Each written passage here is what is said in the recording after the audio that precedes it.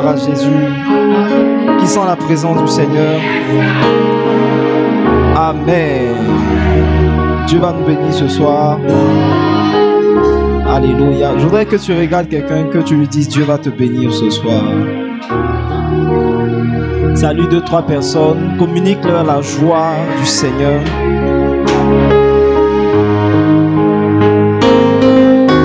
Merci Seigneur. On peut s'asseoir dans la présence du Seigneur.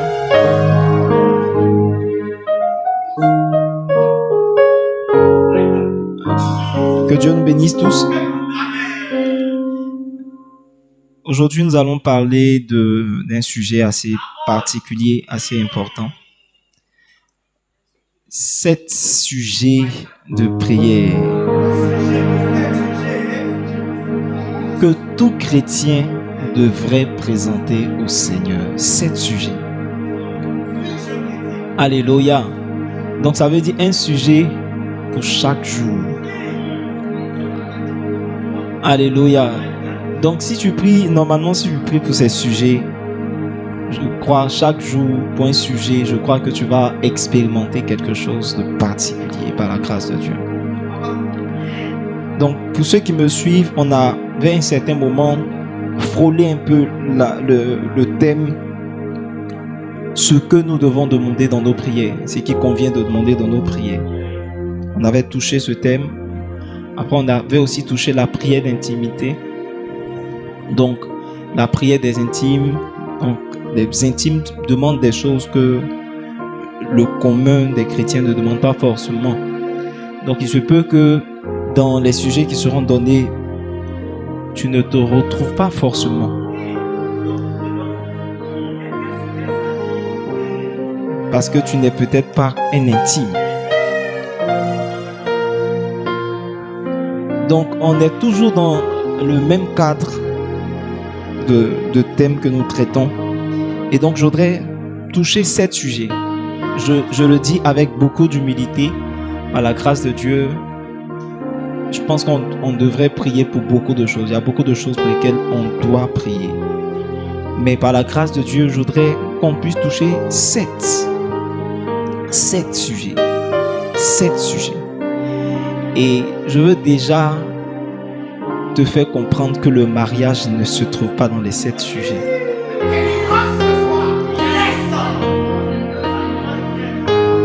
Je veux te faire comprendre que le travail ne se trouve pas dans ces sujets. L'argent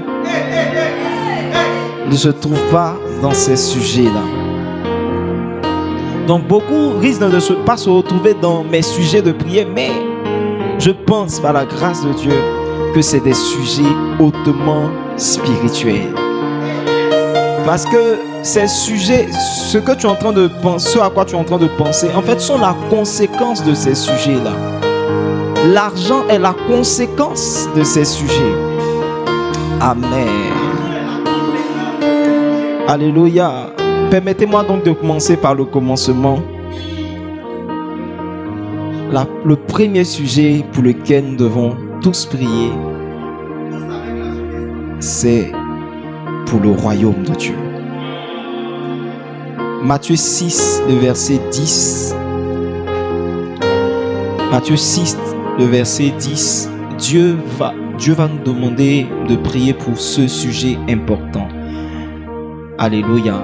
Donc verset 9 déjà, la Bible dit que Jésus, verset 9, la Bible dit, voici donc comment vous devez prier. Voici donc comment vous devez prier. Verset 10, il dit, que ton règne vienne.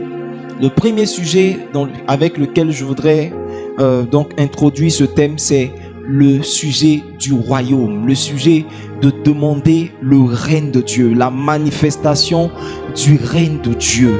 C'est un sujet extrêmement important. Vous allez voir, il dit dans la suite, il dit que ta volonté soit faite sur la terre comme au ciel. Donc ça veut dire que la manifestation de ce que Dieu peut faire dans la vie d'une personne va venir lorsque son règne est manifesté. La volonté de Dieu, en fait, le règne de Dieu précède la manifestation de sa volonté. Alléluia. C'est quoi la volonté de Dieu? Il a exprimé dans 3 Jean le verset 2, lorsqu'il dit ce que je souhaite pour toi, c'est que tu prospères à tous égards, que tu sois en bonne santé comme prospère l'état de ton âme. Donc il y a donc que le règne de Dieu doit être d'abord établi avant que Dieu n'envoie un certain nombre de choses dans nos vies. Quelqu'un a dit que lorsque Dieu vient dans la vie d'une personne, il commence à déballer ses affaires. Et dans ses affaires, il y a la santé. Dans ses affaires, il y a la prospérité. Dans ses affaires, il y a la bénédiction. Alléluia. Il faut donc t'assurer que Dieu soit présent. Alléluia. Si donc dans cette église, on veut voir certaines choses, on veut voir certaines choses nous arriver, des choses bien, des choses comme la prospérité, comme le mariage, il faut qu'on puisse se dire, il faut que Dieu descende. Il dit, vous allez me bâtir un tabernacle, et la Bible dit, j'habiterai au milieu de vous. Et quand Dieu commence à habiter, il commence à déballer ses affaires, il commence à déballer ce qu'il a en lui, ce qu'il a de glorieux en lui. Alléluia. C'est pourquoi je crois que la volonté de Dieu est l'un des signes du règne de Dieu. Il a dit quoi pour exprimer sa volonté? Il dit je souhaite que tu prospères, que tu prospères. Alléluia. Et il faut donc que le règne de Dieu soit établi. Il faut que le règne de Dieu soit établi. Vous savez, vous devez comprendre une chose. Le règne de Dieu n'est pas encore établi sur la terre. Le règne de Dieu n'est pas encore établi. Vous savez, Dieu a cette sagesse-là. Il a dit qu'il a donné au Fils de l'homme le commandement de la terre. Et ce n'est que par les hommes que le règne de Dieu peut être manifesté. C'est à nous de demander le règne de Dieu. C'est pourquoi il dit quand vous priez, voici comment vous devez prier. Dites, Seigneur, que ton règne vienne. Parce que le règne de Dieu n'est pas encore manifeste sur la terre. Et c'est la raison d'être même des hommes. Il avait dit, il les a créés afin qu'ils puissent donc être féconds, etc., jusqu'à ce qu'il domine. Mais en fait, la domination de l'homme, c'est en fait la domination de Dieu à travers l'homme. Dieu qui vient régner à travers les hommes. Dieu veut que sa puissance soit établie. Dieu veut être vu partout. Beaucoup de personnes regardent vraiment ce qui se passe dans le monde et disent vraiment Dieu est ceci, Dieu est cela. Ils interprètent, ils se disent que Dieu est en train parfaitement de régir, de régner dans le monde. Non, mais c'est nous qui permettons à Dieu de régner dans le monde. Et vous savez, si certaines personnes disent que si par exemple les Occidentaux viennent en Afrique et que les Africains vont en Europe, par exemple, l'Europe deviendra comme l'Afrique et l'Afrique deviendra comme l'Europe. Si on peut penser que les Occidentaux peuvent changer un environnement, à combien plus forte raison Dieu dans un environnement? Dieu dans un environnement. Et je crois que l'un des sujets les plus importants, c'est de prier pour que le règne de Dieu se manifeste. Alléluia. Le règne de Dieu doit pouvoir se manifester dans nos vies. Le règne de Dieu doit pouvoir se manifester dans nos familles. Le règne de Dieu doit pouvoir se manifester dans nos localités. Le règne de Dieu doit se manifester dans nos pays. Le règne de Dieu doit se manifester dans notre continent. Le règne de Dieu doit se manifester dans le monde entier. Il dit jusqu'aux extrémités de la terre. Alléluia. C'est ce que le bishop David Oyedepo appelle les prières d'avancement du royaume. Matthieu 6 verset 33, il dit cherchez premièrement le royaume. Il y a donc l'un des sujets primordiaux pour lesquels nous devons parler à Dieu, prier, c'est demander le règne de Dieu. Il dit cherchez le royaume. Cherchez dans vos prières. Vous devez chercher le royaume. Demandez à Dieu d'envoyer le royaume. Parce que quand le royaume de Dieu vient, toutes ces choses que vous recherchiez vont vous être ajoutées. Donc ça veut dire que ce n'est pas ces choses que nous devons rechercher, mais c'est le royaume. La prière pour l'avancement du royaume. La prière pour l'avancement du royaume. Prier pour le royaume, c'est par exemple, vais juste donner quelques points. Prier pour le royaume, c'est prier par exemple pour la destruction du royaume de Satan. Alléluia. Dans Matthieu 12, le verset 28, il a exprimé cela lorsqu'il dit si c'est par l'Esprit de Dieu ou encore le doigt de Dieu que je chasse les démons, alors le royaume de Dieu est venu vers vous. Alléluia. Donc la manifestation du royaume de Dieu, c'est quand les démons sont chassés, quand la puissance des démons, la puissance de Satan est détruite. Dans une famille, le diable peut régner. Dans une famille, le diable peut envoyer la maladie. Dans une famille, le diable peut envoyer le chômage, la mort. Prier pour le règne de Dieu, c'est prier pour que le chômage, pour que les œuvres des ténèbres dans les familles, les œuvres des ténèbres dans les villes s'arrêtent. Aujourd'hui, on peut voir la prostitution partout, on peut voir beaucoup de choses, l'homosexualité monter. Et c'est la preuve que le règne de Dieu n'est pas encore manifeste. Parce qu'il dit, quand le règne de Dieu est manifeste, les démons sont chassés. Chaque fois que le diable est en train d'opérer dans un lieu, ça veut dire que le règne de Dieu n'est pas pleinement manifesté dans ce lieu. C'est pourquoi il dit, vous ne pouvez pas négliger ce sujet de prière. Vous devez prier pour que le règne de Dieu soit manifesté. Parce qu'il y a beaucoup de choses qui se passent. Et on se dit que Dieu est là. On se dit que Dieu règne. Dieu ne règne pas pleinement. Pourquoi? Parce que les hommes ne permettent pas à Dieu de régner. La Bible dit que Dieu a donné le commandement de la terre au Fils de l'homme. Alléluia. C'est pourquoi Dieu cherche un homme. C'est pourquoi Dieu cherche un homme. Que Dieu cherche un homme qui va prier, qui va demander le règne de Dieu, qui va prier, qui va dire, Seigneur, que ton règne vienne dans mon pays, que ton règne vienne dans ma famille, que ton règne vienne dans mon quartier, que ton règne vienne à Abidjan, que ton règne vienne et mettre fin aux œuvres des ténèbres, que ton règne vienne et mettre fin aux œuvres de Satan, que ton règne vienne, Seigneur, que ton règne vienne. Si tous les chrétiens pouvaient prier pour le règne de Dieu, nous allons voir le recul, un recul puissant des œuvres des ténèbres jusqu'à la fin du royaume de Satan. Oh oui, je crois que Dieu veut nous amener dans cette dimension où la lumière va régner. Où la lumière va régner. La Bible dit que Christ a manifesté la lumière. La Bible dit que Christ a habité parmi nous et les ténèbres ne l'ont pas reçu. Oh oui, les ténèbres ne l'ont pas reçu. Ce n'est pas la bonne traduction. Donne-moi, je crois dans Jean 1. Jean 1, c'est quoi le verset? Le verset 3.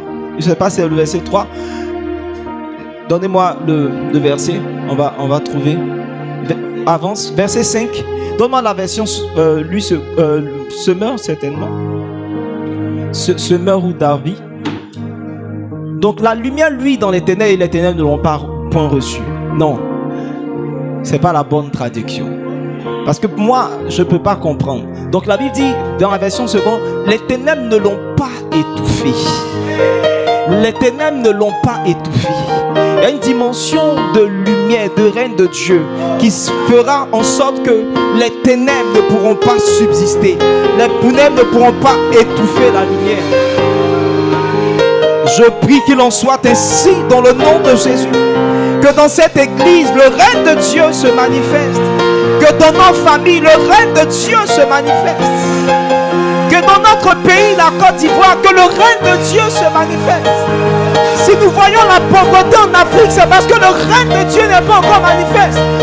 Nous devons prier pour que le règne de Dieu se manifeste en Afrique. Nous devons prier pour que le règne de Dieu se manifeste dans notre monde. Prier pour le règne de Dieu, c'est prier pour le réveil spirituel.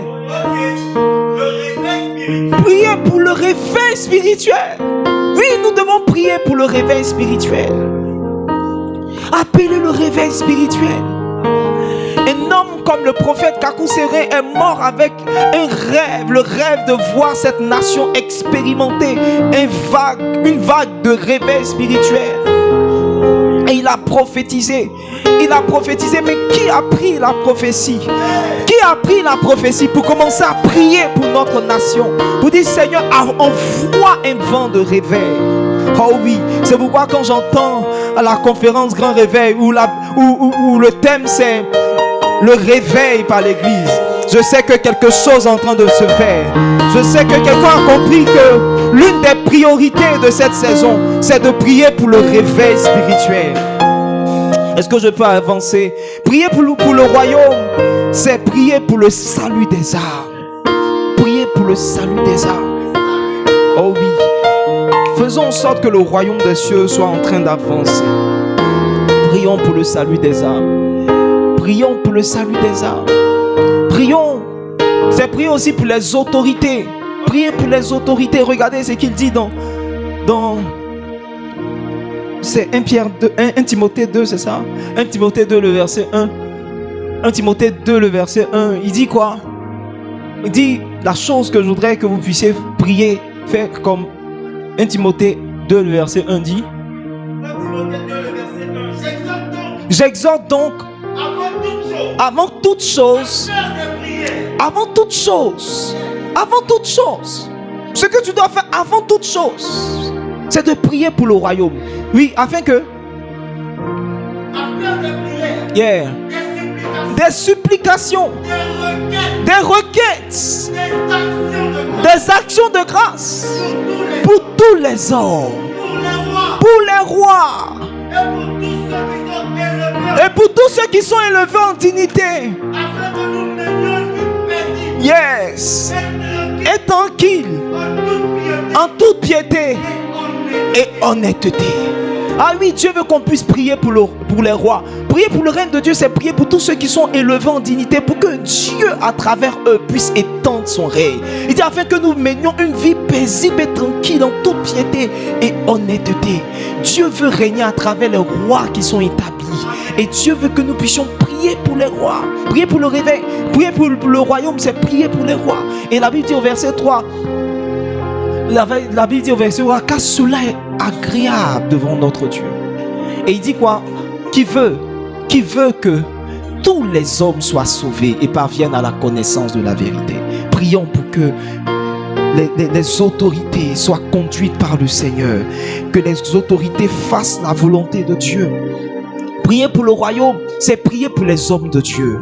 Oh, combien de chrétiens prient pour les hommes de Dieu? Je ne te demande même pas seulement de prier pour ton pasteur, mais de prier pour des hommes de Dieu. C'est importe le règne de Dieu. C'est importe en eux le règne de Dieu. Prions pour le règne de Dieu. Prions pour que des hommes de Dieu, Dieu suscite des hommes, que Dieu utilise des hommes. Je pense que tu devrais mentionner certaines personnes dans tes prières.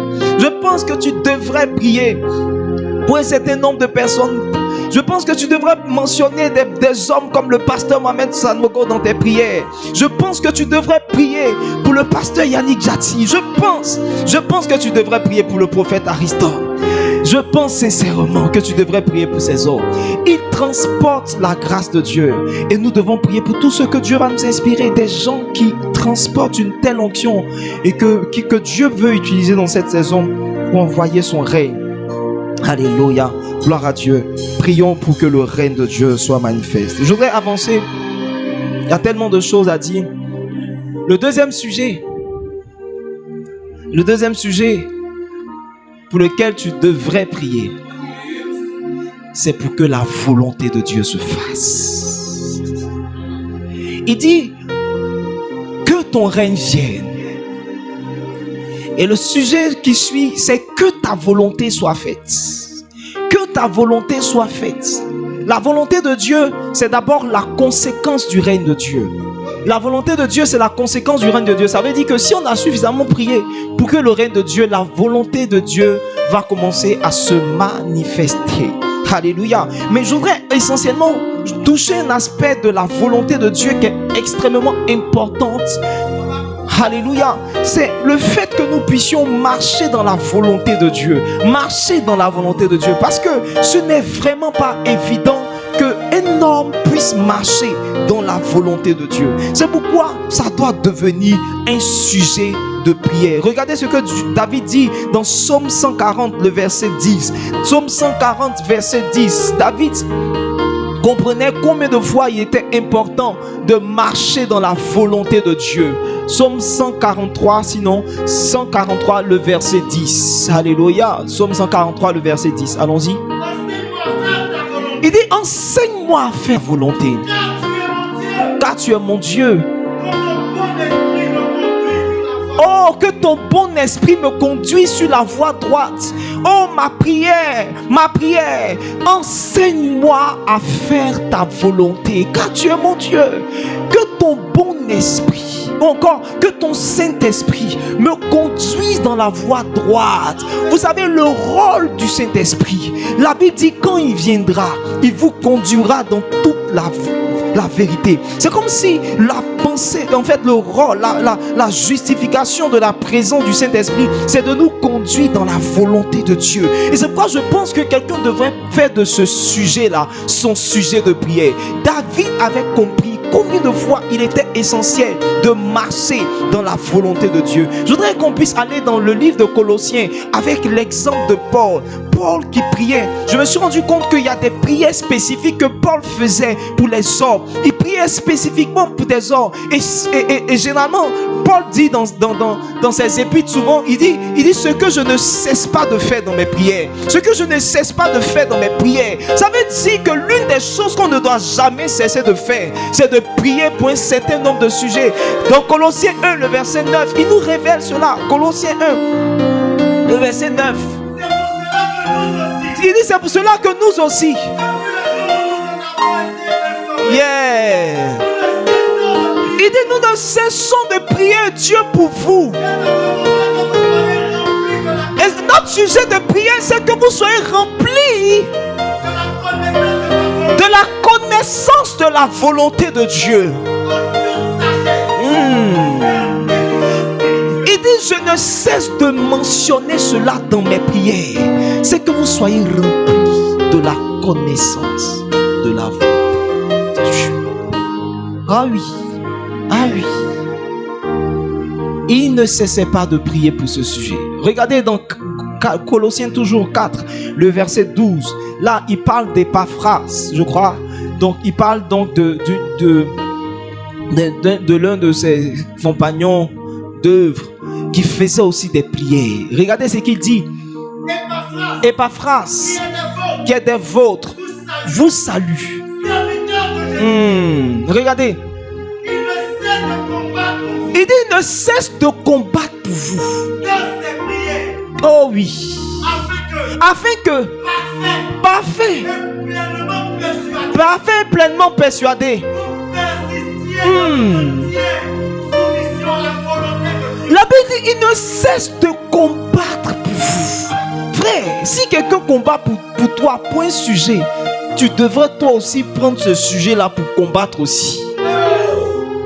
Il dit je ne cesse de combattre pour vous dans mes prières, afin que parfait, pleinement persuadé, vous persistiez dans une entière soumission à la volonté de Dieu. Excusez-moi, mais l'une des paroles qui semblent être les plus insensées, c'est tout est volonté de Dieu. Tout est volonté de Dieu. Tu fais accident, tout est volonté de Dieu. Tu tombes malade, c'est la volonté de Dieu. Je pense que si c'était aussi aisé d'être dans la volonté de Dieu, Dieu n'aurait pas fait de cela un sujet de prière. C'est parce que ce n'est pas évident qu'il te demande de prier pour ça. Ce n'est pas évident. La volonté de Dieu, ce n'est pas elle qui est en train d'être faite. Il dit, la volonté de Dieu, c'est quoi? Il dit, dans Matthieu 6, verset 10, il dit, priez pour que la volonté de Dieu soit faite comme elle est dans le ciel. Donc la volonté de Dieu, c'est celle-là qui est faite dans le ciel. La volonté de Dieu, si on veut voir quelle est la volonté de Dieu, c'est celle-là qui est manifestée dans le ciel. Et dans le ciel, il n'y a pas de pleurs. Dans le ciel, il n'y a pas de souffrance. Dans le ciel, il n'y a pas de maladie. Et il dit, c'est cette volonté-là qui veut qu'elle soit manifeste et matérielle dans nos vies. Donc tu ne peux pas dire que ce qui est en train de t'arriver est la volonté de Dieu. La Bible dit, dans son palais, tout s'écrit gloire. Je pense donc que la volonté de Dieu, ça doit être quelque chose de glorieux. Ça doit être quelque chose de magnifique. Ça doit être quelque chose, c'est le repos. Le repos. Le repos. Alléluia. Gloire à Dieu. Ce n'est pas évident de marcher dans la volonté de Dieu. Je ne veux pas insister sur beaucoup de choses parce que j'ai tellement de points à toucher. Mais l'essentiel, c'est que quand vous regardez la vie de Jésus, vous voyez que Jésus s'efforçait de faire une chose. Dans Jean 5, le verset 30, il dit « Je ne fais rien de moi-même. » Il dit « Je ne fais rien de moi-même. » Il dit « Tel que j'entends, je juge. Et mon jugement est juste. Mon jugement est vrai. » Pourquoi? Parce que je ne cherche pas ma volonté, mais la volonté de celui qui m'a envoyé. La volonté de celui qui m'a envoyé. La volonté de celui qui m'a envoyé. L'une des choses que Jésus cherchait lui-même. Jésus cherchait la volonté de Dieu. Il a passé 3 heures dans le jardin de Gethsémani en train de prier pour la volonté de Dieu. Une chose qui semble si évidente lorsque quelqu'un dit tout est volonté de Dieu. Jésus l'a cherché pendant 3 heures. Ce n'est pas évident d'accomplir la volonté de Dieu. Ce n'est pas évident d'accomplir la volonté de Dieu. Le prophète auteur donc du livre L'ultime assaut, j'oublie son nom, Rick Joyner, qui dit une chose, qui a rencontré Paul. Il a rencontré Paul au ciel. Je prie qu'un jour tu rencontres Paul. Et c'est vrai que Paul était assis parmi les plus gradés dans le ciel. Mais Paul va reconnaître qu'il n'a pas accompli pleinement la volonté de Dieu. Il n'a pas accompli pleinement la volonté de Dieu. Il a eu beaucoup de manquements, beaucoup.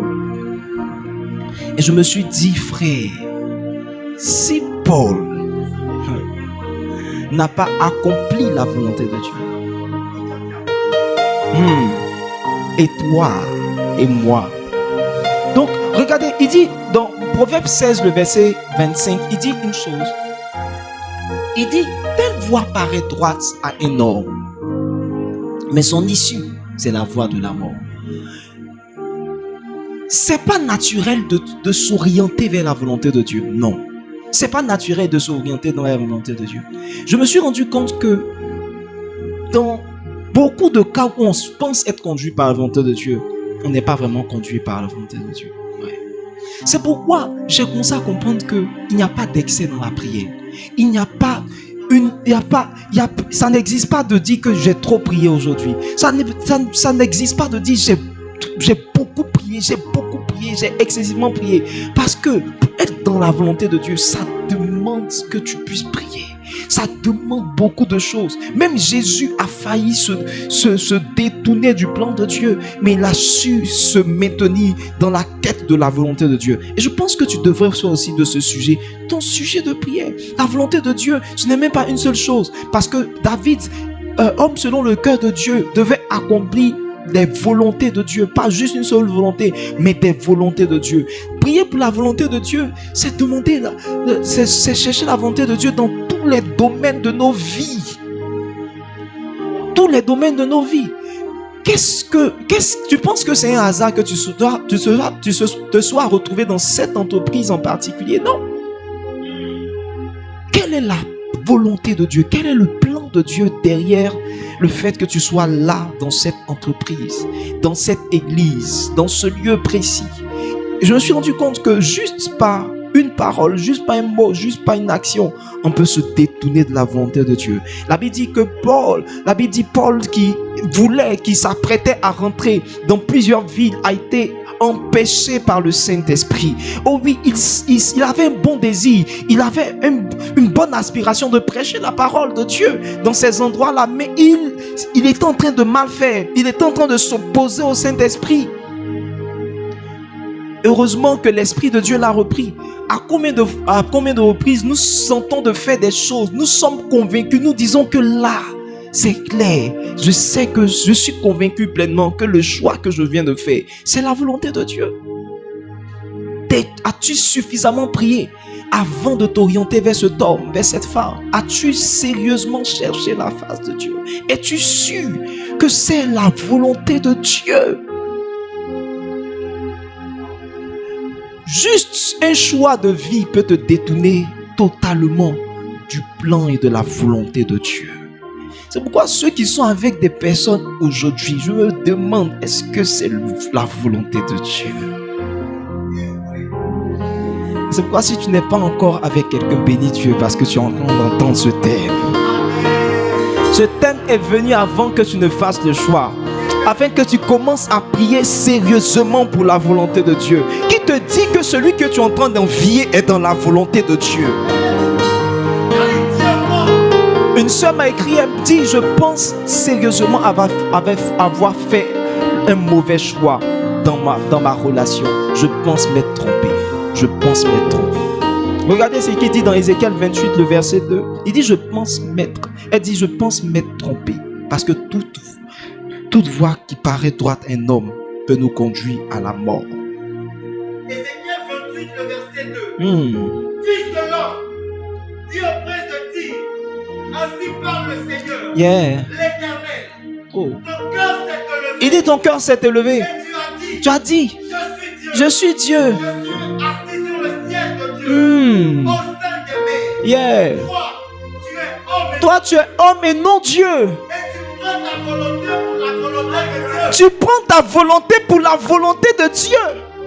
Voici. Non. Faut qu'on reste sur ça. Tu prends ta volonté pour la volonté de Dieu. Tu n'es pas encore. En fait, tu dois prier. Tu dois dire, Seigneur, aide-moi à être dans ta volonté. C'est beaucoup. Je pense que ce sujet doit te prendre des heures. Pour dire, Seigneur, aide-moi à être dans ta volonté. Seigneur, conduis-moi dans ta volonté. David dit, enseigne-moi ta volonté. Aïe. La volonté de Dieu, c'est ce qui est bon, agréable et parfait. Mais en réalité, Dieu désire que nous soyons dans sa volonté parfaite. Parce qu'il y a la volonté permissive et la volonté parfaite. Mais je prie que tu sois dans la volonté parfaite de Dieu. C'est pourquoi notre allié pour rechercher la volonté de Dieu, c'est le Saint-Esprit. Je prie que dans cette saison, le Saint-Esprit de Dieu t'aide à marcher dans la volonté de Dieu. Est-ce que je peux avancer vers le troisième sujet? Le troisième sujet pour lequel tu dois prier, c'est pour avoir la foi. La foi. La foi. Ah oui. Dans Matthieu 8, verset 13, il dit, il en sera fait selon ta foi.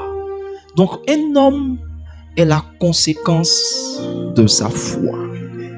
Un homme est la conséquence de sa foi. Maintenant, regardez, il dit dans un passage, il dit, si vous aviez la foi comme un grain de sénévé, vous allez faire ceci et cela. Donc, c'est la foi qui te permet de faire ceci ou cela. En fait, Dieu est en train de dire, si tu avais ça, ce que tu es capable de faire dépend de ce que tu as.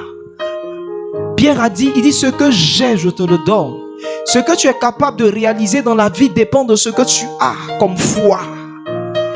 Alléluia. Il dit, si vous avez de la foi comme un grain de sénévé, vous allez dire à cette montagne, ôte-toi de là et cela se fera. Donc ce que tu peux réaliser dépend de la foi que tu as. Est-ce que tu peux me donner un bon amen? Maintenant, regardez ce qu'il dit dans Matthieu 17 à partir du verset 19. Oh oui, Pierre va poser une bonne question à Jésus. Dans Matthieu 17 à partir du verset 19, il va poser une bonne question à Jésus. Il dit... Alors les disciples s'approchèrent de Jésus. Oui, les disciples disent quoi? Et lui dirent en particulier,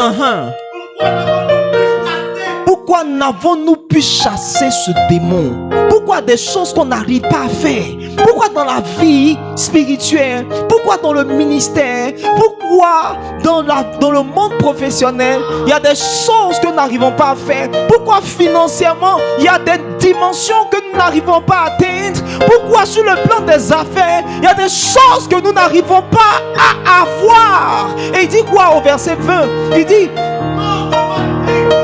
dit ça à cause de votre incrédulité. C'est l'incrédulité ou encore le manque de foi qui limite tes résultats.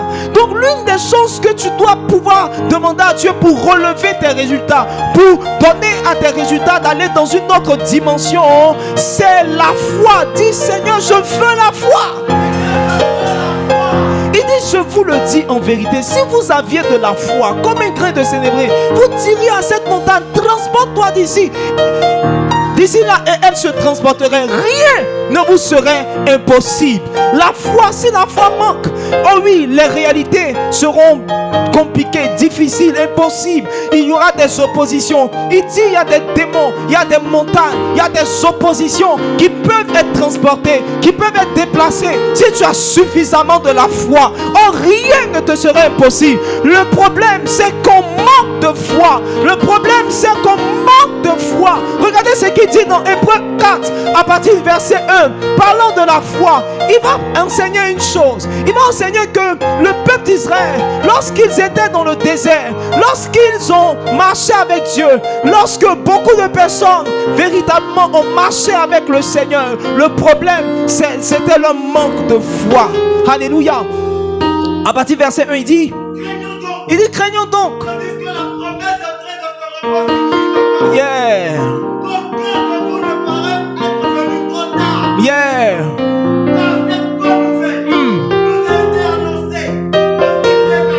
Yeah. Alléluia. Souvent tu peux entendre de merveilleuses choses que Dieu est en train de dire, mais tu n'arrives pas à voir le résultat. En réalité, la même bonne nouvelle a été annoncée au bishop David Oyedepo. La même bonne nouvelle a été annoncée à tous ces grands hommes. Mais le problème, c'est que chez toi, elle ne trouva pas de foi. Alléluia. La même parole. Il y a des choses que nous devions être en train de réaliser, mais c'est par le manque de foi que nous n'arrivons pas à cela. Dans Marc 11, 22, il a dit, ayez la foi en Dieu. Encore dans la bonne traduction, ayez la foi de Dieu. Je veux que tu puisses avoir sa foi.